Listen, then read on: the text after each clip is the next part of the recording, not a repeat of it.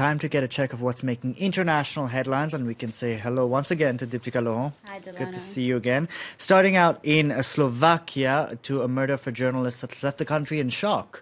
That's right. It was really the first such suspected murder, we must say at this point, because it's not sure, of a journalist in Slovakia in recent times. 27-year-old Jan Kuciak was shot dead alongside his partner outside his home last week. Authorities say the couple were shot dead, possibly targeted because of Kuciak's investigative work for the website Actuality.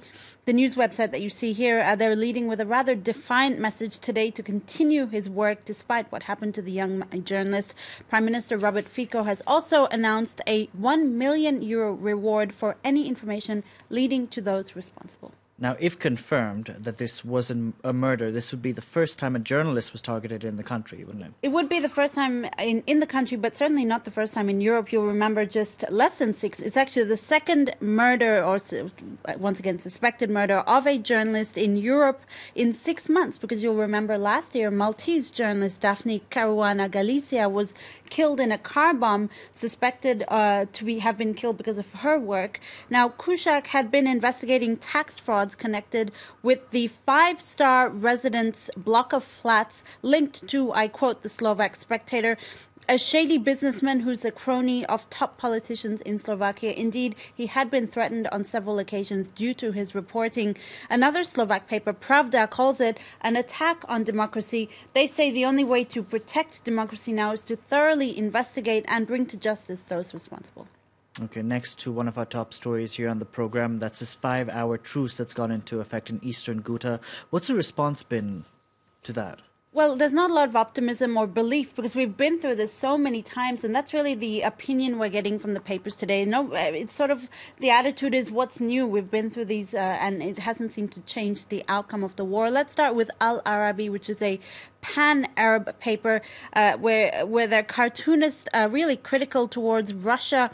Moscow essentially imposes its power whenever and however it can through its UN veto right. Here you see, whether it's a peace treaty or the de-escalation zones, Moscow always finds a loophole to get what it wants. Another pan-Arab paper, Al-Awsat, is more literal in its cartoon this Tuesday, portraying a dove there literally on life support, essentially saying that any hopes of Syrian peace treaties is really hanging in the balance right now. So there's lots of condemnation too. There's a lot of condemnation, absolutely, Delano, from the written press. Why has the Syrian war continued on for nearly 7 years? That's what La Croix, the French paper, is looking at on its front page.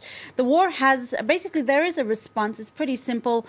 The war has expanded into a regional confrontation between Iran, Saudi Arabia, Turkey, the US, and Russia, all of whom have sort of formed alliances and taken sides in the quagmire that's become Syria. It all seems very simple, but of course it's much more complex than that.